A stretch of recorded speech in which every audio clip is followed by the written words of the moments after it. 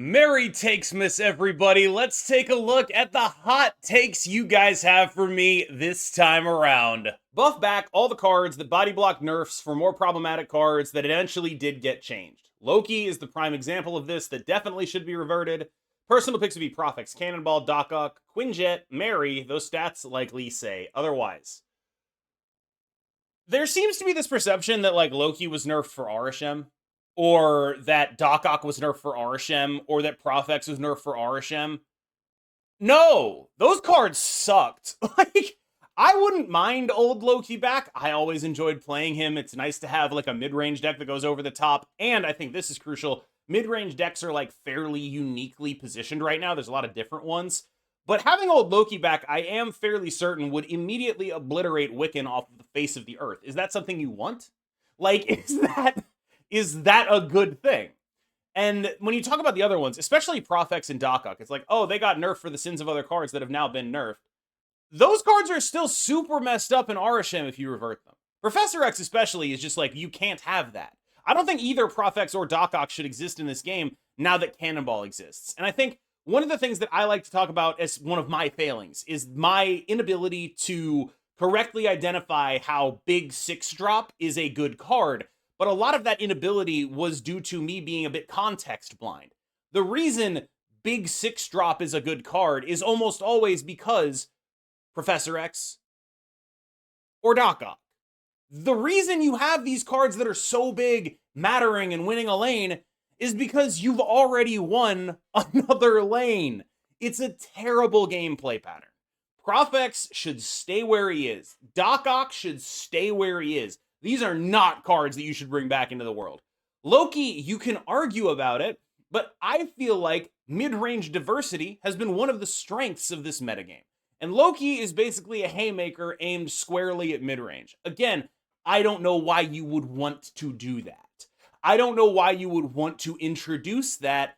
It would not make the game more dynamic and fun. It would just be, we're going to beat the crap out of every Wiccan deck. It's going to go away forever. I don't think that's good. And so I think people think that this stuff is, I guess people think that oh, the problem is solved. You know, the thing that caused the nerf is solved. The context has changed. But the context hasn't changed for cards like Professor X and Dr. Octopus and Loki. Professor X and Dr. Octopus are always going to be super messed up when you can Arishem them out or when you can play them alongside Cannonball. They just always are. Loki is always going to be messed up into various mid-range stuff. That's what he does. And so even though the context around those cards changed, they were the things that defined that context. The reason those cards got nerfed wasn't to cover up some other problem. Those cards got nerfed because they were massive, massive, massive, massive problems. And they still would be if you brought them back. Second Dinner is bad at capitalizing on wins. Black effects were finally fixed after years, and it wasn't even in the patch notes. Split compensation was a win that came way too late to undo the negative feelings. The IGN announcement energized the community, and then it flopped hard. I've got another one to add to this list. I have no idea why, when announcing that Character Mastery was actually happening, they were like, we're delaying it till February. We didn't even know it was supposed to be coming in January. Why wouldn't you just be like, yo, great news, here's Character Mastery in February? But they phrase it in such a way that makes it look like an L. I have no idea why they did this. Personally, this is the first thing I'd ever heard about Character Mastery in 8 months. This is hey, it's Christmas. We're going to have Character Mastery out by February, whenever the patch is, 13th. I don't know, I'm guessing. Character Mastery, February 13th. Be there or be square. We did it. We're getting Character Mastery out there. But instead, they're well, to take load off our families, we were aiming for the January patch, but we're going to put it in the February. Don't tell us that. Don't tell us that! What are you doing? One admittedly far less important complaint I hope SD tackles after they give us a long-term solution to acquisition is the amount of filler crap in the CL track. Nobody wants gold tickets or pixel avatars. Look like someone's Pog collection got tossed into the microwave. Yeah, pretty much agree. There's really not a hot take here. I'm in it. This is, yep, I don't know. that Pog collection microwave thing, a little bit like, I don't really know. That reference goes over my head. I may be a 30-year-old boomer, but still don't get it. But I'm assuming that it's insulting in some way, and sure, yeah. The game needs a post-infinite metric other than your infinite leaderboard rank. At some point, climbing seems weighted too much on playtime rather than win rate. Rather than win rate. I'm leaving that in. Okay, I see this a lot, and honestly, I feel like 90% of the time it's people coping, but there is a real component here. So let's talk about playtime versus win rate when it comes to getting ranks, right? It is very important to have a high playtime if you want to get up to the ranks that I'm in. You're going to have to play a lot, especially if you're starting far lower. You're going to have to prove to the game that your MMR should be up there. The thing is, once you get up there, your playtime kind of stops mattering, or it only matters if you're actually winning. For example, the higher up you are, the more you lose per matchup and the less you gain per matchup. Typically, I lose about 8 SP per 2 cubes, and I gain about 6 SP per 2 cubes, which means if I want my SP to continue to go up, I have to win a lot more than I lose in terms of cubes. This is exaggerated. It gets worse and worse the higher up you get. And so the idea that I have a high rank only because I play a lot, if I played a lot and lost a lot, I wouldn't have that rank anymore. It would eventually push me down and down and down and down and down, because even at a 50% win rate, I will go down. I have had days where I have played for 8 hours. I have had a 50% win rate and I have lost 100 SP. That's what it's like. And that is a meaningful counterpoint, in my opinion, to the idea that rank is only about playtime. However, there is this really bad thing that happens, which is people don't like the idea of like, all right, I started at 7,000. I have to climb 1,500 SP to get to a decent rank? That's ridiculous. And it kind of is. It is kind of ridiculous. Once you're in the arena, it's not about playtime at all. But getting in the arena is very much about playtime. And I think that is a weird dynamic, but one that holds up across a lot of different games that are like this. But I do want people to know that, like, you're not hitting a good rank just by playing a lot and going 50-50. That's just not real. Marvel Snap should bring back Leech in some way. You know, I have been purposefully ignoring takes like these, but it's Christmas, so let's do it, right? This is the last hot takes of the year. We're feeling generous. Let's talk about cards like this that, like, there's been a lot of economy stuff to talk about, so it's nice to get back to someone suggesting something that is an absolutely terrible idea. I think that Leech should absolutely not be a major part of the metagame. The intended function of Leech was to provide a release valve for when cards like Shang-Chi and whatnot got too oppressive. It was terrible at that. It was only ever preventing people from interacting with you after you cheated out something big. Then they nerfed it, and it was like, okay, let's make it a little bit weaker at doing that release valve thing. And then it was still that, when they put it to 4 cost, people were able to blink it out. That ended up being just a fundamentally awkward spot for it. And now where Leech is at is, I think, probably the right spot for him to be at. This is not a card that you want being a major part of the metagame.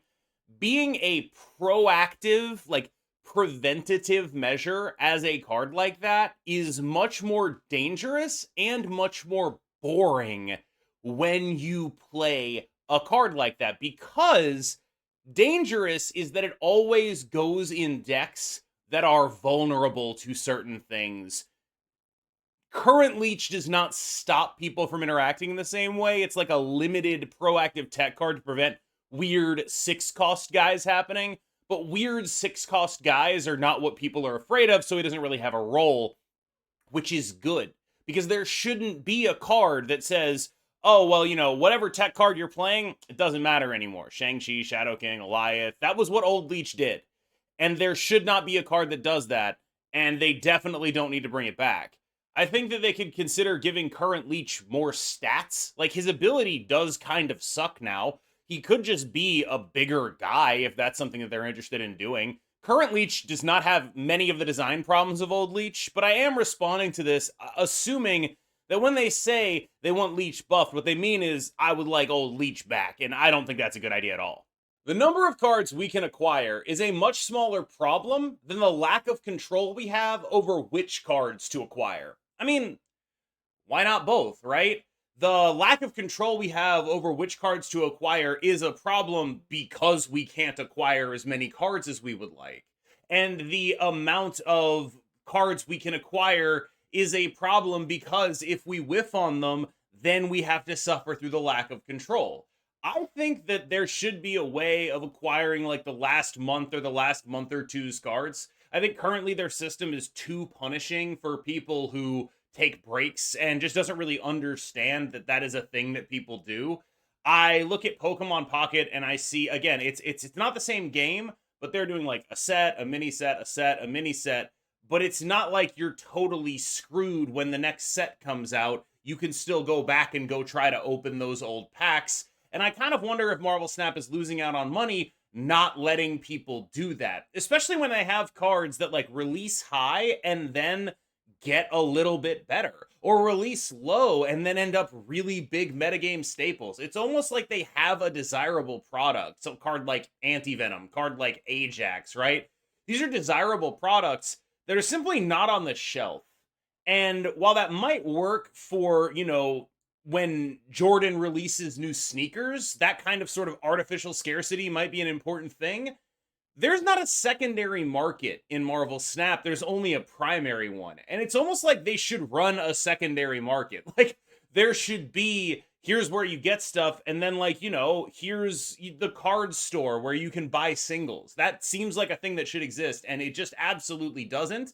And they should do something about that. Because when I think of the agency issues, almost all of them are related to, like, we figured out this card was good a week too late, or we buffed this card to a 1/5 for some reason, or this card that was giving 2/3 -3 is now giving 2/3 -4 and really good in a staple card.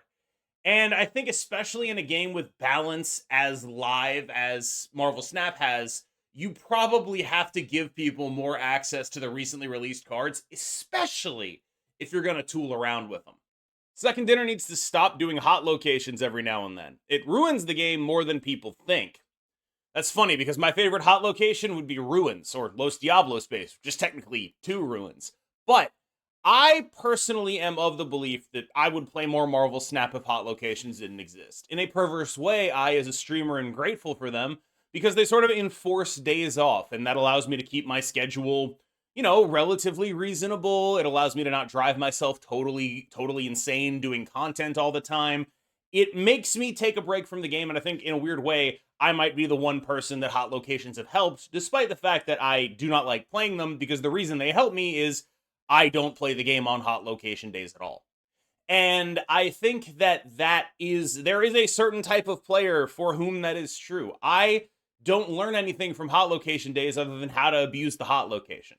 I try to focus all my time playing Marvel Snap on learning everything I can so I can help other people get better and make better content to do that. And so for me, they're entirely useless. I don't think they're entirely useless for everyone else, though.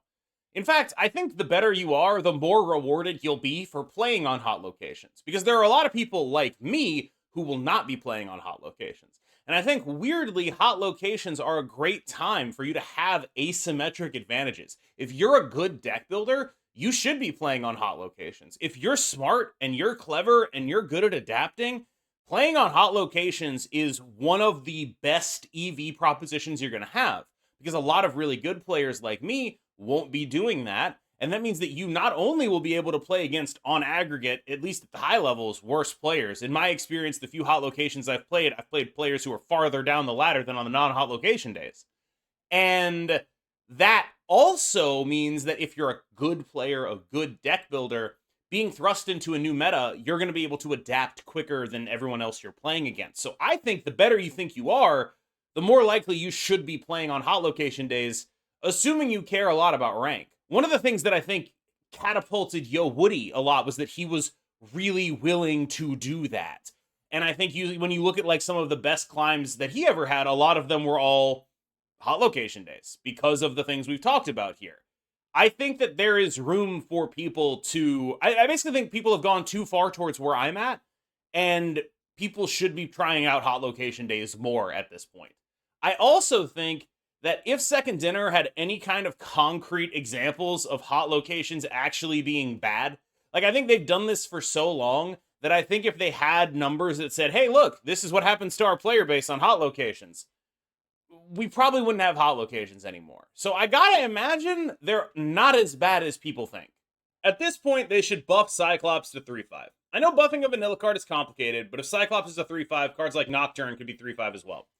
There are two parts to this, and I don't think either of them is true. First part, they should buff Cyclops to 3/5. We're going to put that on the table right now, and then move it over to the side while we talk about the second part, which is if they buff Cyclops to 3/5, that means it's okay to buff Nocturne to 3/5. I don't think that's true. I think the specificity of Nocturne being a 3/5 is that it just ends up being so much more valuable than everything else because it covers so many different roles. Nocturne at 3/5 is just very clearly the best generic 3 in the game. It is better in most spots than a Copycat because the ability to move is actually like a high roll on a Copycat. Oh, I hit my opponent's Vision. That's pretty sick. I hit my opponent's Jeff. That's pretty sick. It comes with additional ability to do what it does and control locations. That is the best 3 in the game by a pretty significant margin, even now, after the release of Copycat, after Cassandra Nova, after Speed, after all this stuff. I would say 3/5 Nocturne is still probably the best 3 in the game. And so I don't think that buffing Cyclops allows you to make 3/5 Nocturne. In fact, 3/5ing Cyclops and then 3/5ing Nocturne just means that the same amount of people play Cyclops, which is nobody, because Nocturne is just flat out better in every way. And I think that that brings us back to the first point here, which is they can buff the vanilla cards, but it's complicated. The vanilla cards are in a very weird spot, in my opinion. I think the one that is the furthest off relative to its energy cost is probably Thing and then Cyclops. The average good 3 is like 3/5, 3/6, 3/7, 3/8 in range in terms of value here. We got Rocket and Groot coming out soon. I mean, cards like Red Guardian can be 3/5 plus. We have Copycat that could be 3/5 plus. And then when you look at 4s, it's like, okay, like the 4/10s get played. Like that's a pretty big gap there. But I think that overall, what really needs to happen is they need to have like more numbers to deal with. One of the things I think about a lot is Yu-Gi-Oh! And how it has like a billion numbers, but doesn't actually use all of them in a very concrete way. Like, it can use all of them, but like, it mostly uses them in the lower range, which is good. Like, there is a meaningful gap between like 2,800 and 2,300 or whatever, and it is able to do that. Sometimes I want Marvel Snap to just like double all the numbers on their cards and then move stuff around. Because in a world where Hydra Bob is a 1/5, let's say doubled up to 1/10, we can look at that and be like, oh, okay, I get it. It's supposed to be a 1/9. Because like that, there's a bunch of cards in Marvel Snap that are like supposed to be something and a half right now. And I think Cyclops is supposed to be a 4.5. But it can't be a 4.5 because that doesn't exist. And I don't honestly actually expect them to do what I'm talking about here. But the more numbers you have, the more granular you can get with this stuff. And the thing you're sacrificing, on the other hand, is immediate understandability. Right now, I think Marvel Snap has an almost intuitive understanding where it's like you see something go into double digits and you're like, that's big. And that intuitive understanding is valuable. Like the game doesn't exactly exist on a scale of from 1 to 10, not literally, but once stuff gets into double digits, you're like, that's a big guy. I understand that that is a large number, and things getting higher than that, it's like, whoa, that's a really big guy. It's not a hard 1 to 10 scale, it's more like a soft one, but I think there's some value in being interpreted correctly. When you see a double-digit number, you're like, oh my god. And I think that that is generally a good thing to have, and the value of keeping the numbers where they are and having that intuitive understanding is useful and important, and that's why I don't think they're ever going to double the numbers. People are way too hung up on best decks. There's at least 20 decks that are viable at any time, at least outside of Top Infinite. There's so rarely a time where one card is vastly better than everything else, and if there is, that's the time to spend tokens. Two things here. One, I agree people are a little too hung up on best decks, and I realize some people will look at me and be like, Cam, you make a best decks video every week. And it's like, yeah, but like that's because I can. Like, I think people do get a little too hung up on best decks. It's actually something that I talk about fairly often. Is like, hey, this is more of like a meta report than it is a these are the only decks you're allowed to play. I actually like to, when I flatter myself, I like to think of my best decks videos as preparing someone to brew, as saying like, look, here are the parameters of the metagame that you have to exist in. Like I'm sketching out like I don't know, a weird pentagram right now. Like here are the decks that are enforcing what you can and can't do. Try and figure out something within that. I'm trying to show you the puzzle so that you can complete it a lot of the time. The issue is a lot of the time, like, you know, whatever deck that completed the puzzle the best is going to be on my video too, but that just adds more context to what you're supposed to try to do to win. And I think that that is something that I consider very valuable, but I also think that a lot of people get bogged down in like, well, KMBest says it, or, well, the Snap Zone tier list says it, or, well, I sorted untap by win rate, and I generally do not hold with any of these quote-unquote objective measures of this stuff. I just don't think that's a real thing. And that includes me, which is why I'm so very clearly subjective. And all my tier lists are KMBest top decks. Like, they're my top decks. They're not always going to be perfect. And I do think that people get stuck on wanting a factual, real answer to a question that is determined in context. And the best we can do is explain the context as it exists at the time, but that context changes consistently. And because and like whenever I make a video like that, I change the context. And so in the next few days, it might not even be right anymore because people watch my video and they're like, oh, okay, let me do X, Y, and Z. And I think that that is something that should also be taken into account. But when you get to the original premise of what this is saying, which is like people care too much about best decks, I think they care the right amount, which is to say, if you don't want to think and you just want the easy route, play the best deck. That's what it's for. Like, you can win with a lot of stuff, but you're going to win a lot easier with something that's really broken. With the 66% Series 4 weighting in the 4th cache, there shouldn't be any Series 4 in the other slots, especially when you look at this month's caches. Half of them will probably drop in this bigger series drop in a few weeks. It's needlessly reducing the value proposition. Yeah, I basically 100% agree with this. I don't particularly understand the methodology by which they stock their caches. It all looks totally arcane and random to me. I remember being so blown away when I saw that High Evolutionary was going to be in the cache with Bruce Banner, because it's like such a very, to me, a clear and obvious thing to do, but it's the exact kind of thing that they never actually do. Like, we had no Scar in the Surtur month in caches, just like stuff like that, where just like even little bits of thematic tie-in, it almost reads to me like they're throwing darts at a wall when they put stuff in caches. I have no idea. There's sometimes a tie-in to like the actual card that's supposed to be there, but frankly, I just wish I had a slightly better idea of how this happens. I assume they have a schedule where they're like, at X point, we need to get all these cards into caches or something like that. I assume they have limitations based on we need to acquire artwork for stuff. Like, I know, for example, Kyera is a character that appeared in 6 issues of a comic ever. And so if you want artwork for her, you probably have to commission it, because there aren't really like variant covers of Kyera. So it's hard to get her back in caches for that reason, would be my guess.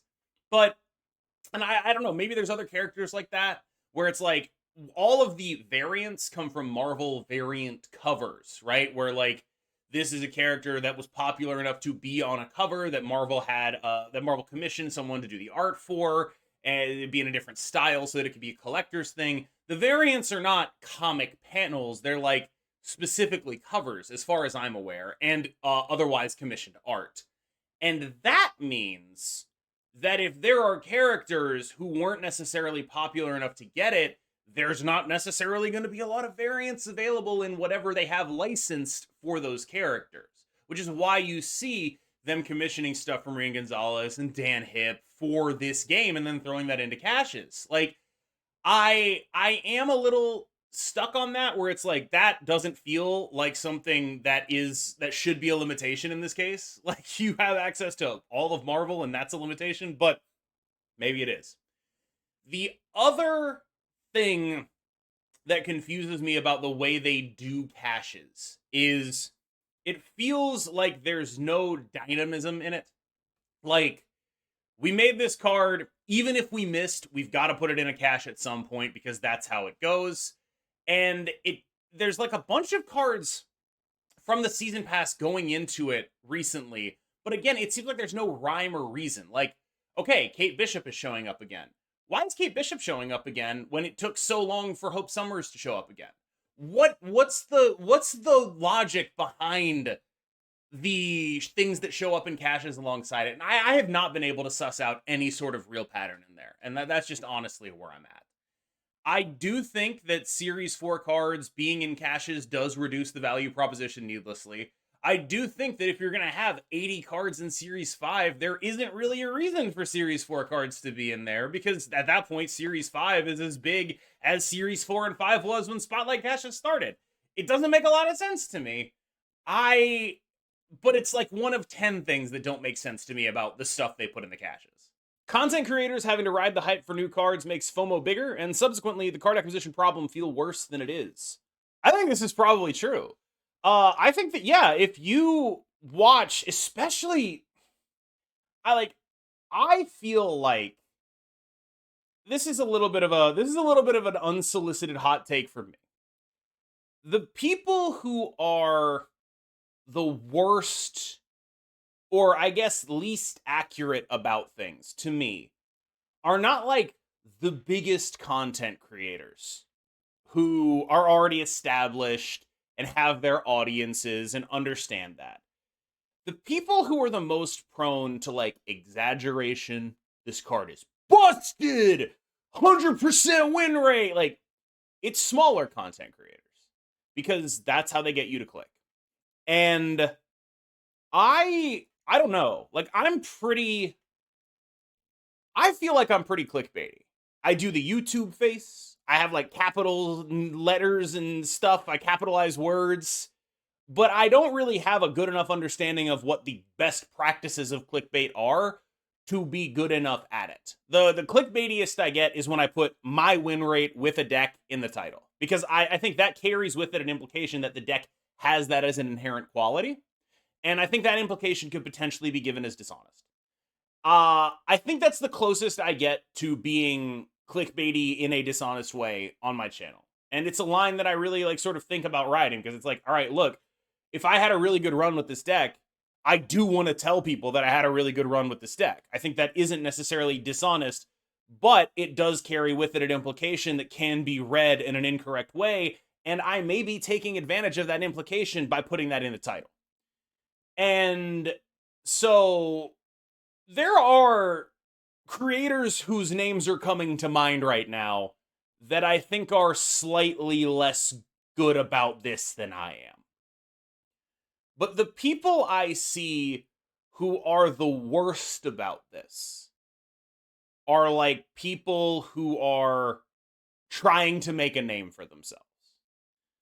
And I guess what my ultimate frustration is that it feels like, given the nature of the internet, the attention economy, the only ways people can really get you to click if they're not an established brand name are telling you a deck is busted and will get you free wins, or yelling about how bad the economy is in fairly exaggerated ways. And I think that sucks. And I think that is a structural issue with Marvel Snap. Because what are these people supposed to do? Get really good with what cards? They just started the game 6 months ago. How are they supposed to compete in Infinite? Like, this is structural to me, that those are the only two types of things you can do if you're a new content creator. That's it. And it sucks because it's not lost on me that all the people that have these established audiences, like me, I'm grateful for that, are all people who started in the beta. All of us. Me, Binks, Dara, Dexter, Jeff, all of us. Every one of us, Alex. We're all people who had a head start and then rode that head start. And I hope that stuff like fixing Series 3 acquisition can help new content creators rise up and not need to do this kind of stuff and like distinguish themselves in different ways. I really hope so. Because right now it feels like Marvel Snap is a factory that churns out content creators that either one, are telling you a deck is busted when it's not, or two, are telling you how bad the economy is constantly. And I don't think either of those things are good discourse to have in your community, frankly. Quake isn't respected nearly enough by the majority of players. It's sometimes difficult to justify her in your 12 due to location variance, but she provides blowout wins with surprising frequency. No, I think she's about as respected as she should be. Like, Quake is a good card who will blow people out, and I've seen played in decks. The issue is it's sometimes hard to justify her, which it very often is. She needs a pretty specific context to make sense. She needs to be in a deck that has an empty space for a 2-drop and wants to use that 2-drop on blowing something out, but also is fine with curving out a 2/3 on 2 when you end up in those spots. Those decks have been fairly rare so far. I think you could see her in maybe a Wiccan deck or like a Thor's reactive deck, but her context that makes her elite is fairly rare because not only do you need that to happen, you also need her to be relevant in the game. When she is relevant, she can be extremely, extremely powerful. Sometimes she's one of the only cards that wins. But there are plenty of cards that are like that are extremely powerful situationally, but are hard to fit in the deck because of the situation, because of the situational part of that. For example, we see a lot of Doom 2099 decks. You could play Leader to try to win the Doom 2099 mirror. Like that's a situational card that has a role and could be completely blowout, right? But against a lot of other decks, it's not doing anything. And in a lot of situations, running that situational card will end up being good in certain spots, but not good enough in others. And I think that general thought process leads to people calling these cards underrated when they're not necessarily underrated. They're properly rated. They're being treated as what they are, which is situationally quite useful, but it's hard to get them into your deck. All right, y'all. Thank you so much for watching. As always, I have been KMBest. You have been phenomenal. Have a Merry Christmas and a Happy Holidays. I, of course, am Jewish, so I'll be ordering some Chinese food. Y'all have a good one.